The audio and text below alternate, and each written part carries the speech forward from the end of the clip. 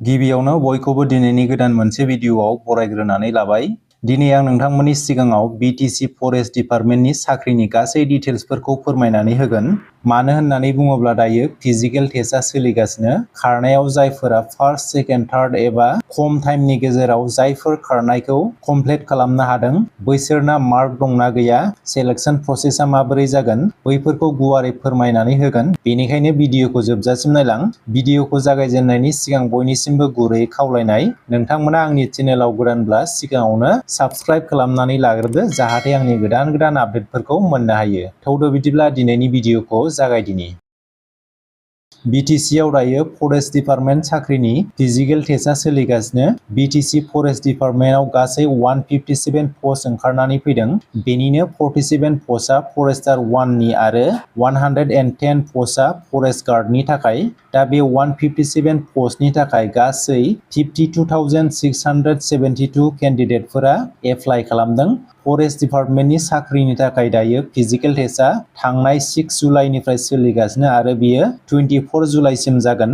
CSB एबा central selection बर्डनि मासिगिरि प्रदीप कुमार नार्जारी बिथाङा फोरमायनाय बायदिब्ला मेल केन्डिडेटफोरनि थाखाय गासै डिस्टेन्सआ 26 किल'मिटार आरो बेखौ 4 आवारनि गेजेराव कमप्लिट खालामनांगोन। बेवहाय खारोना थाबायो बे गाव गावनि गोसो। बे 26 किल'मिटारा जाबाय स्टार्टिं पइन्टनिफ्राय 13 किल'मिटार थांनानै 13 किल'मिटार स्टार्टिं पइन्टसिम फैफिननाय। थिग बिब्दिनो फिमेल केन्डिडेटफोरनि थाखाय गासै डिस्टेन्सआ 16 किल'मिटार।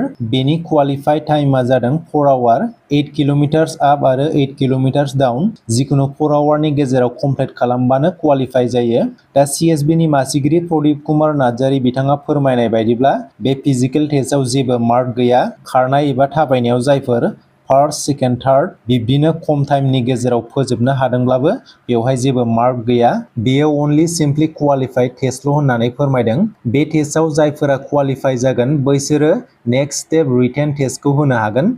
दा बेवहाय बुंनो गोनां बाथ्राया बेसोदि एसेबां गोलाव डिस्टेन्स खारहोनानै एबा थाबायहोनानै जेब्ला खम टाइमनि गेजेरावनो कमप्लिट खालामनो हायो अब्ला बैसोरनि थाखाय मार्क थानांगौमोन होननानै आं सानो। दा नोंथांमोना बेनि सायावहाय मा सानो कमेन्ट सेक्सननि गेजेराव फोरमायहरनो हागोन। रिटेन टेस्टनि थाखाय गासै 100 मार्क थागोन आरो 100टा कुइसन थागोन। बेनि उनाव अरेल जागोन। बे अरेलाव मोनसे पस्टनि थाखाय 1:3 केन्डिडेटखौ लिंहरगोन। बेनि थाखाय फिक्स काट अफ मार्कखौ फोरमायनाय जायाखै।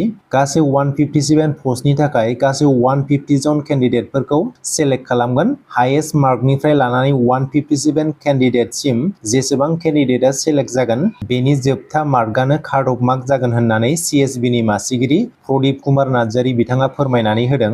नाथाय दायो समाजारि बिजोङाव मोनसे बाथ्राया जोबोद गोसारनायखौ नुनो मोनगासिनो दि बे साख्रिनि थाखाय रां बिनाय एबा लानाय सोलिगासिनो।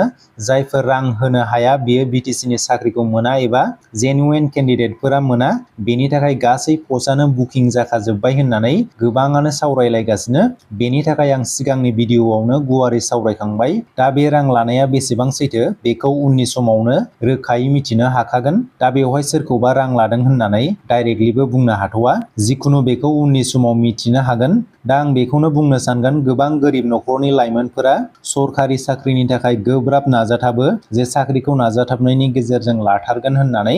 नाथाय बेवहाय सरकारा लिगेलै साख्रिखौ होआबा गोरिब नखरनि लाइमोनफोरनि सिमाङा फैमाल जायो। बेनिखायनो आं बेखौनो बुंनो सानगोन BTC नि फरेस्ट डिपार्टमेन्टनि साख्रिखौ लिगेलै होनांगौ। बेवहाय जेबो बेले बेजे गैयाजासे जेनुइन केन्डिडेटफोरा साख्रिखौ मोननांगौ। बे 157 पस्टनि थाखाय 157 जन केन्डिडेटफोरा साख्रिनि थाखाय सेलेक्ट जायो अब्ला काट अफ मार्कखौ फोरमायनानै होनांगौ।